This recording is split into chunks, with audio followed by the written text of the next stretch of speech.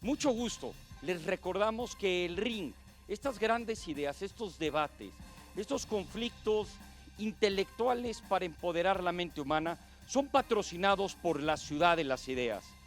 No se olvide, www.ciudadelasideas.com. Más de 300 conferencias, speakers de todo el mundo, ponentes nos vienen a plantear lo más provocador, donde aquí en su programa en Canal 13, en el ring, su programa. Tenemos ahora un hombre que es emprendedor de inteligencia artificial, pero también es profesor. Trabajó dentro de Google como filósofo oficial and Director of Engineering. Construye compañías que sirven Automated Language Processing, no sé lo que es en español. Y enseña filosofía en Columbia University, en Nueva York. Aquí va a discutir el sitio donde la tecnología encuentra las ideas. Let's welcome Damon Horowitz. Demos la bienvenida a Damon Horowitz.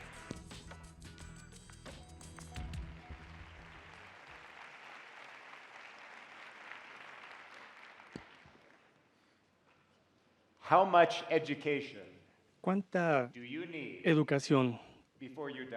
se necesita recibir antes de morir? It's a strange question. Es una pregunta extraña. Here we are at an ideas festival. Estamos aquí en un festival de las ideas hablando de innovaciones. Presumably, we should be talking Supuestamente deberíamos estar hablando de cuánto impacto podría tener, por ejemplo, la tecnología en la educación, o de las cosas maravillosas que podrían suceder hoy con los recursos que tenemos a nuestra disposición. Felizmente hay otras personas aquí que les pueden hablar sobre esto. En vez de eso, yo quiero plantearles una pregunta diferente. ¿Cuánta educación necesitamos antes de morir? Es una pregunta rara, ¿no? ¿Por qué les plantearía esta pregunta tan extraña? Bueno, porque soy filósofo y nos encantan las preguntas extrañas. Las preguntas extrañas son oportunidades para revelar cosas acerca de conceptos que probablemente pasamos por alto anteriormente. Preguntas que ejerzan presión sobre nuestros conceptos, que nos hagan sentir incómodos y pensar, a ver, ¿qué es lo que tiene mi concepto de educación que hace que esa pregunta se sienta rara? Pero estoy aquí para que hagamos filosofía juntos. Quiero que tratemos de percibir cómo responder a esa pregunta. ¿Qué podemos aprender acerca de cómo estamos pensando acerca de la educación en función de esa incomodidad? ¿Ok? Bueno, lo primero que me viene a la mente con esta pregunta es, estamos preguntando ¿cuánta educación? ¿Podemos medir la educación? Parecería lo más natural, ¿no?, en la era de la tecnología, porque gracias a las innovaciones tecnológicas lo vemos todo a través de la lente de la tecnología. Tenemos una visión tecnológica del mundo. Necesitamos medir todo con gran precisión para poder replicar nuestros experimentos y publicarlos al mundo. Pensemos un momento si tiene sentido medir la educación.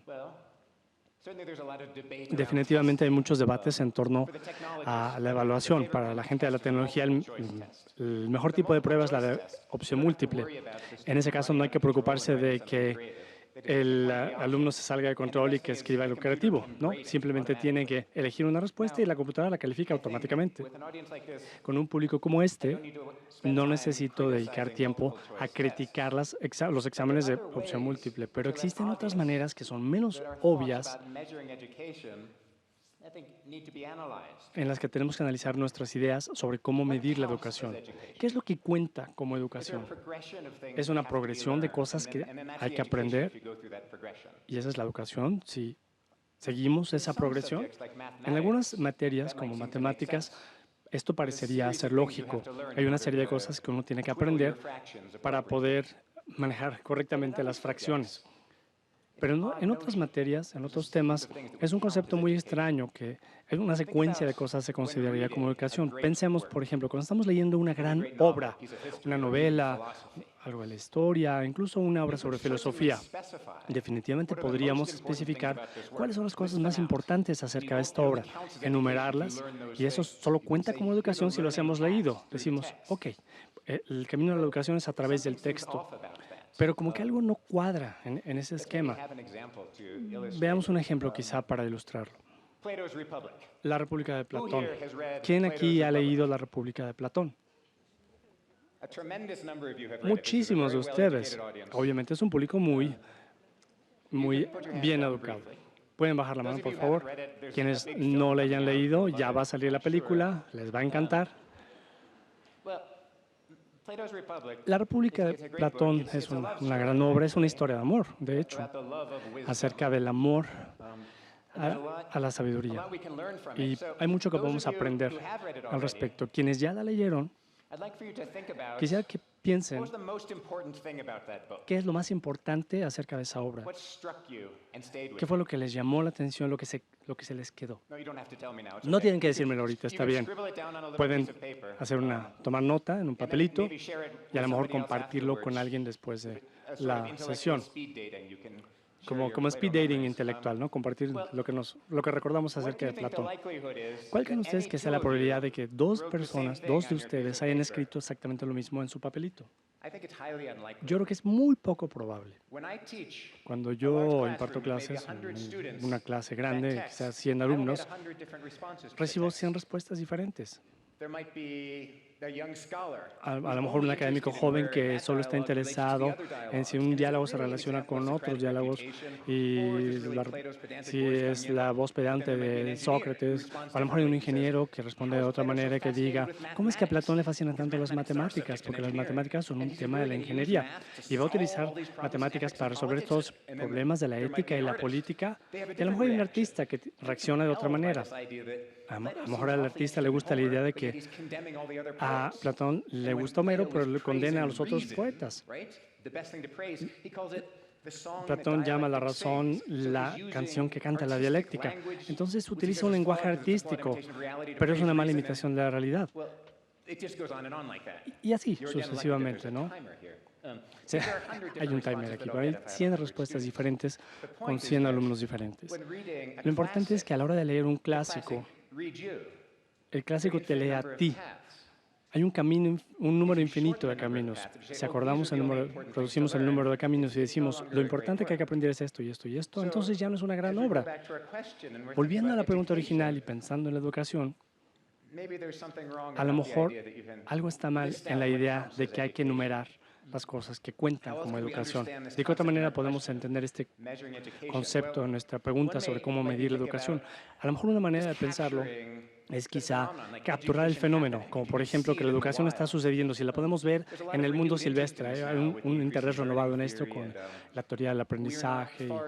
No estamos muy lejos de un momento en el que muchas aulas van a estar equipadas con cámaras y micrófonos para que uno pueda observar la educación mientras se desarrolla. La idea es que podemos capturar todo acerca de un ambiente, de un entorno, capturar todo lo que conduce al momento del aprendizaje. Y entonces podemos decir cuánta educación estuvo presente en esa aula, o en un distrito escolar, o en un país. Pero, ¿qué es lo que no podríamos capturar de esa manera? Una de las escuelas en las que he trabajado, que visité recientemente, era una clase de kinder. Estaban haciendo actividades normales de kinder, mucha regulación del comportamiento. La maestra decía 1, 2, 3, fíjense, véanme a mí. Y los alumnos 1, 2, y te vemos a ti. No voy a hacer ejercicio con ustedes porque ustedes ya están muy atentos, ya me están prestando atención, pero es un ejercicio de calentamiento. Y después la maestra le dice a los alumnos, ok, saquen su cuaderno y vamos a trabajar cada quien en nuestra hojita de papel. Un alumno, una niñita de 5 años saca su cuaderno, se acerca y se sienta junto a mí en la mesa donde yo estoy observando la clase. Una niñita muy tímida, no me mira directamente, se sienta junto a mí y empieza a hacer su trabajo, ¿no? El trabajo estaba muy interesante. Era un dibujo de una fruta de un lado, bueno, una fotografía de una fruta de un lado y dice, dibuja la fruta. Entonces ahí empieza a dibujar la fruta y después el trabajo se pone más complicado. Hay una fotografía de una fruta y dice, dibuja otra fruta. Cambió el ejercicio. Entonces en un plátano, ella como que empieza a dibujar una figura que parece una manzana y en algún momento hace esto. Como que no me ve directamente, sino como que nada más voltea un poquito la cabeza, yo volteo a verla y hago esto. Y continúa haciendo su dibujo. Es una historia muy emocionante, ¿no? Hubo algo de educación que estaba sucediendo ahí. La educación ocurre todo el tiempo. No podemos capturar lo que está pasando ahí diciendo, a ver, ¿qué fue lo que captamos con la cámara o con el micrófono? Es muy poquitito. La acción en ese momento está sucediendo dentro de su mente. De alguna manera, estaba exhortando a algo que está contenido. Y hay un millón de episodios que están sucediendo así, que son parte de la corriente continua de educación. El hecho básico de la presencia humana, de una mente que responde a otra de manera dinámica, desde los tiempos inmemoriales, ese es el principio básico de la educación y no es algo que podamos plasmar, capturar fácilmente y envolverlo.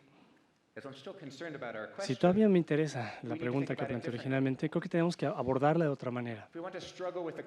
Si queremos pelearnos con la pregunta de cuánta educación necesita uno antes de morir, a lo mejor deberíamos pensar en qué es lo que necesita uno lograr antes de morir. A lo mejor deberíamos pensar más bien en resultados, no pensar en el proceso de la educación, sino a dónde necesita llegar uno.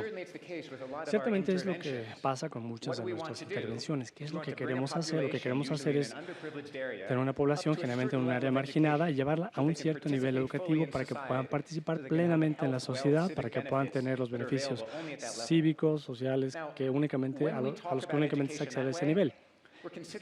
Cuando pensamos en la educación así, estamos considerando a la educación de manera instrumental. No estamos considerando únicamente en términos de lo que nos puede conseguir, lo que nos puede dar. Somos ignorantes en este momento, queremos alejarnos del presente y llegar a otro lugar. Es un pensamiento de consecuencia en la educación. En cierto sentido es valioso, pero no extrae todo lo que hay sobre la educación. Y algo que tiene esa pregunta ejerce presión en esa pregunta. En esa idea, perdón. Tengo otro alumno que creo que ejemplifica una actitud diferente hacia la educación. Este alumno no estaba en un kinder progresista, en una universidad de élite. Es un alumno que está en la Universidad Estatal de San Quintín. Uno pensaría que uno no debería dar clases en la penitenciaría porque no es seguro, pero de hecho es muy seguro porque los alumnos quieren que el programa continúe. De lo contrario, no continuaría el programa. No solo es seguro, sino además los alumnos son muy respetuosos, son muy educados, excepto este alumno, un alumno en particular. Este alumno, un tipo grandotote, pelo por todos lados, una voz que retumba. Y yo había estado tratando de llevar la discusión hacia un lado y él me dijo, a ver, momentito, profesor, imagínense ustedes que tiene... Imagínense que está usted en un callejón. Yo le decía, ¿por qué siempre me interrumpes? ¿Por qué siempre defiendes estos filósofos? Yo creo que Aristóteles es un punk. Él dijo, a ver, ¿para qué nos sirve esta filosofía? Me preguntó. Como que el debate no iba como yo quería, ¿no? En esta clase en particular. Y me enteré un poquito de por qué estaba sucediendo esto. Mi alumno resultó que era el líder de una organización criminal muy grande, muy poderosa. Mi alumno no está acostumbrado a escuchar a otra persona. La gente lo tiene que oír a él. Él es el que tiene la voz más fuerte en la voz. Él es el jefe, él es el que dice qué es lo que se hace. Él está seguro siempre. Dice, ok, entonces cuando dice eso, ok, ya entiendo un poquito mejor. Tenemos algo en común. Me dice, es que los dos somos emprendedores. Le digo, yo tengo un tipo diferente de empresa, de negocio, pero entiendo la necesidad de una cierta actitud hacia el liderazgo en un entorno competitivo. Y le digo, pero eso no es lo que estamos haciendo aquí. Aquí estamos trabajando con filosofía. Aquí el mayor valor es la humildad. Aquí, el mensaje, la idea es seguir las ideas hasta donde te llevan. Las ideas son el jefe. Aquí el reto es bajar la guardia y experimentar esta búsqueda, esta indagación. Mi alumno entiende eso y se queda en mi clase, se queda en mi grupo. Mi alumno, que nunca va a salir de la cárcel, se queda en mi clase de filosofía. No hay nada que pueda hacer con esa educación. No le sirve para nada, no la puede vender, no le va a llevar a ninguna parte, pero le interesa la educación por la educación misma, la búsqueda, la indagación por sí misma. Quienes han leído a Platón recuerdan la distinción que nos dio Platón, la distinción entre algo que es bueno por lo que te da y algo que es bueno en sí mismo. La educación es ambas cosas. La indagación, la búsqueda, la exploración es algo que podemos hacer como seres humanos. Es algo muy notable. La curiosidad fundamental. La educación, por lo tanto, como un ejercicio de esa capacidad, es un ejercicio de capacidad, de esa capacidad de asombro, de perseguir una idea. Cuando empezamos a pensar en la educación de esta manera, quizá podemos visitar nuevamente la pregunta que planteé al principio. Y ahora más bien es una exclamación. Y podemos decir, ok, ¿cuánta educación necesitamos antes de morir? Pueden ustedes preguntarse, ¿ya terminaron su educación? ¿Han dejado de aprender? Que sería una forma de decir, ¿han dejado de indagar, de explorar? ¿Han dejado de vivir? Bueno, el día de hoy no han terminado. Muchas gracias por compartir la filosofía conmigo. Espero haya gozado en el ring. El propósito, empoderar la mente humana. No creernos todo lo que pensamos y, pues, ¿por qué creer lo que el otro piensa? Señoras y señores, este es su programa En el Ring. Lo vemos la próxima semana. Gracias.